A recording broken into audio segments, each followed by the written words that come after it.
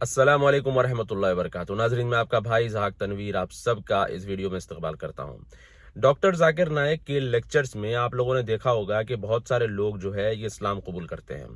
सिर्फ जाकिर नाइक ही नहीं बल्कि जाकिर नाइक की तरह जो दूसरे जो ब्रादर हजरात भी जो दावत का काम करते हैं, इनके भी प्रोग्राम्स में आप देखते होंगे कि बहुत सारे लोग जो है वो प्रोग्राम के खत्म होने तक जो है वो लोग सवाल जवाब करते हैं और फिर जो है वो इस्लाम कबूल करते हैं। अब इसके पीछे हकीकत क्या है?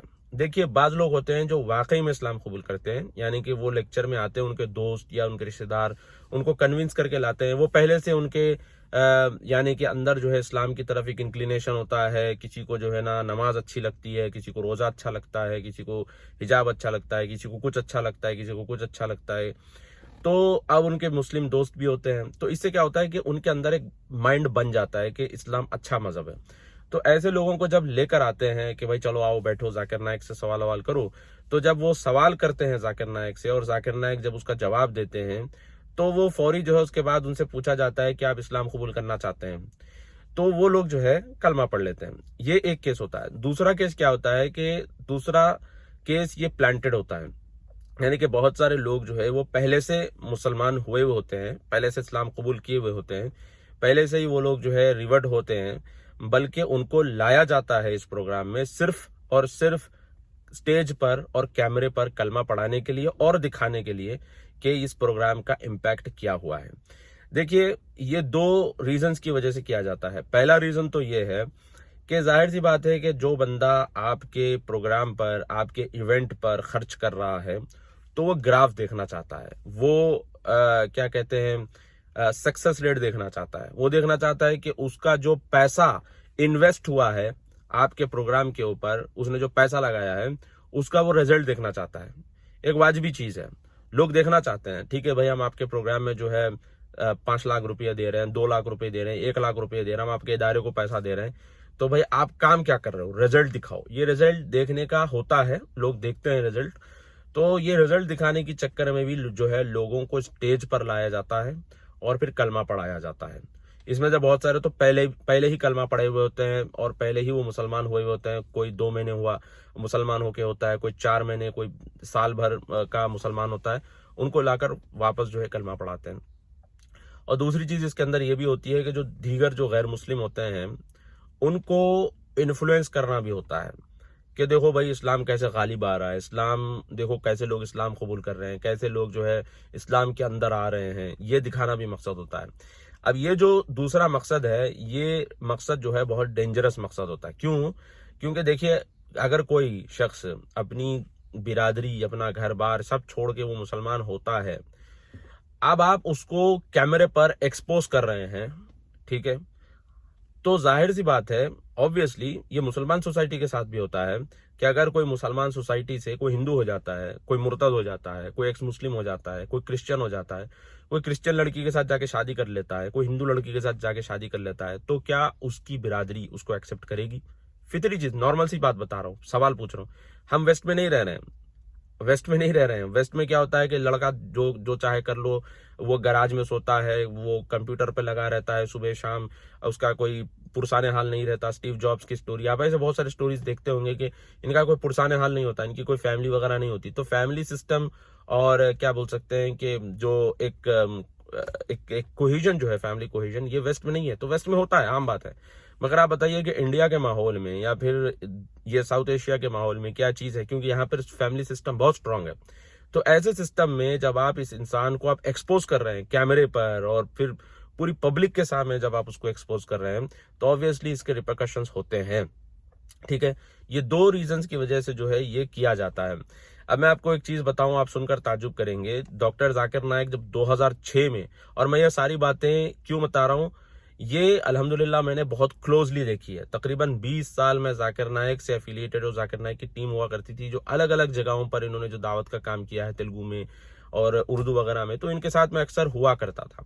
तो ये चीजें मैंने बहुत क्लोजली देखी है। कई इवेंट्स में तो भाई मैंने सवाल पूछे हैं जो प्लांटेड थे, मैं बता रहा हूं ना आपको। कई इवेंट्स में मैंने खुद प्लांटेड सवाल पूछे हैं। ब्रदर इमरान का एक डिबेट है वाईडी प्रसाद के साथ 2000 मेरे ख्याल से 2 में, तो उसमें मैं क्वेश्चन पूछने के लिए लाइन में ठहरा था, तो मुझे चिट दी गई थी कि भाई ये सवाल इसको पूछो, ये सवाल इनको पूछो। तो ये जो है प्लांटेड होते हैं, ठीक है। यही नहीं बल्कि जो 2006 की जो मैं बात बता रहा था, डॉक्टर जाकिर नायक का जो प्रोग्राम हुआ था 2006 में हैदराबाद में, 2 दिन का इवेंट था वो। तो उस प्रोग्राम में जो है हमारे हैदराबाद के एक तेलुगु दाई जो काफी फेमस है, 2 तेलुगु दाई है, ठीक है। तो एक तेलुगु दाई जो रिवर्ट है, इन्होंने जाके अपना नाम श्री राम या साई राम बताकर उन्होंने सवाल पूछा कि मुसलमानों के अंदर फिरके क्यों हैं, ये सवाल है। तो देखिए, आप जाके यूट्यूब पे जाके देखिए। 2006 में डॉक्टर जाकिर नायक जब हैदराबाद आए थे तो उसमें इन्होंने सवाल पूछा हिंदू बन के। वो है रिवर्ट है, वो पहले हिंदू थे, बाद में मुसलमान हुए थे। तो उन्होंने ये सवाल पूछा, हिंदू बन के सवाल पूछा, क्यों भाई? तो देखिए, ये चीजें जो है ना, ये धोखा है, ये छल है।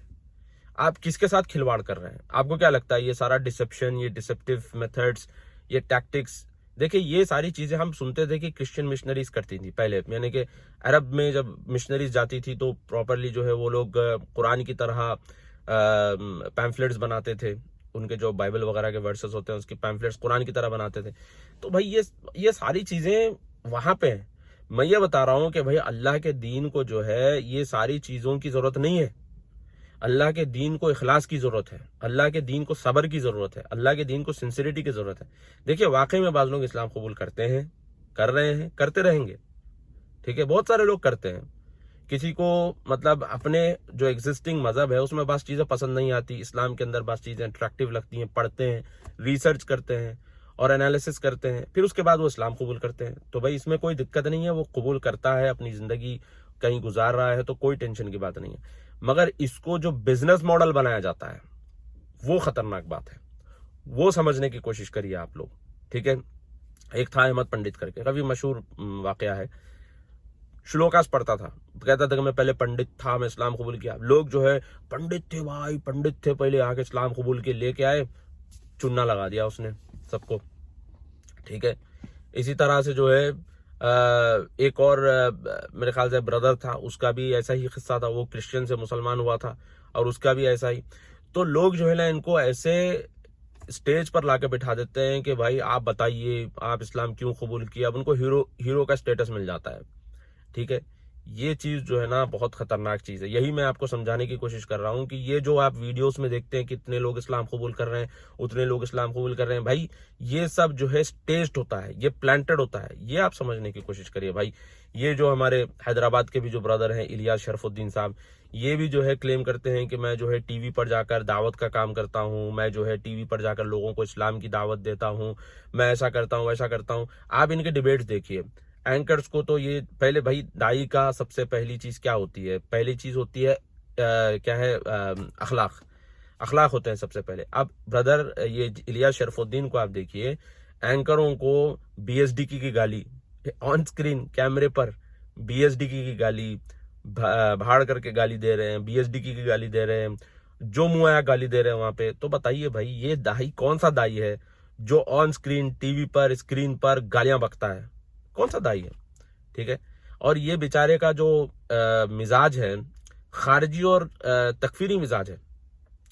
एक वीडियो इसका काफी वायरल हुआ था, जो प्रोमो था ना असहाब मोहम्मद कॉन्फ्रेंस का, उसमें तो ये स्टेट और एस्टेब्लिशमेंट के खिलाफ बोल रहा है कि भाई जुल्म के खिलाफ आवाज उठाते रहेंगे, जुल्म के खिलाफ ये करेंगे, हम जो है आवाज उठाएंगे, जुल्म के खिलाफ ये करेंगे, जुल्म के खिलाफ वो करेंगे।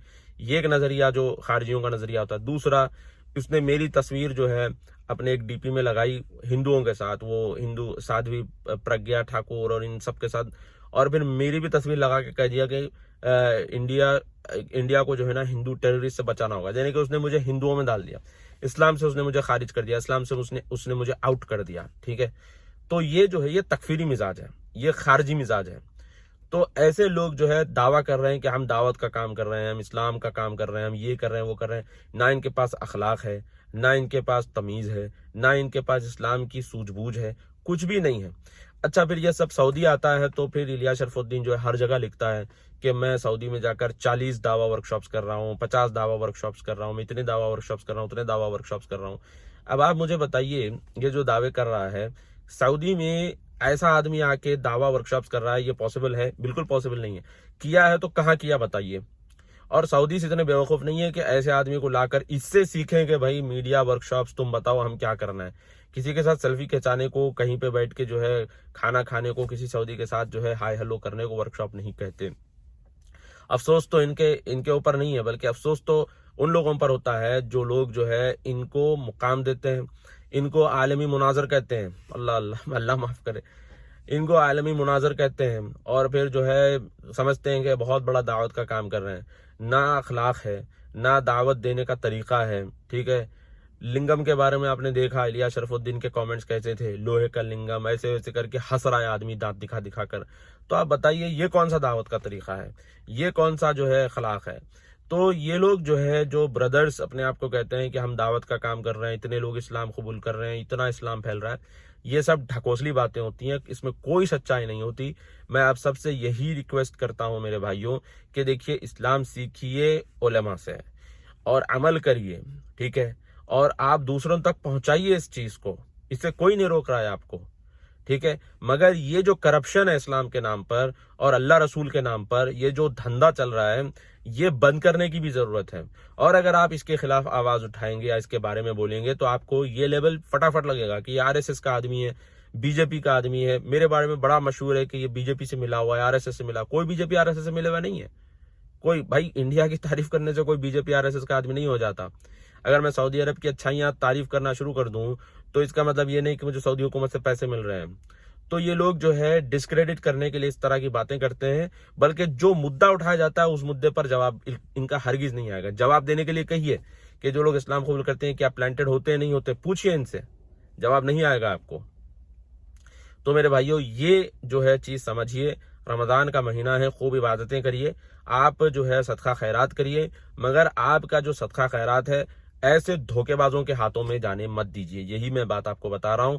मैं आपका भाई ज़हाक तनवीर। अस्सलाम वालेकुम।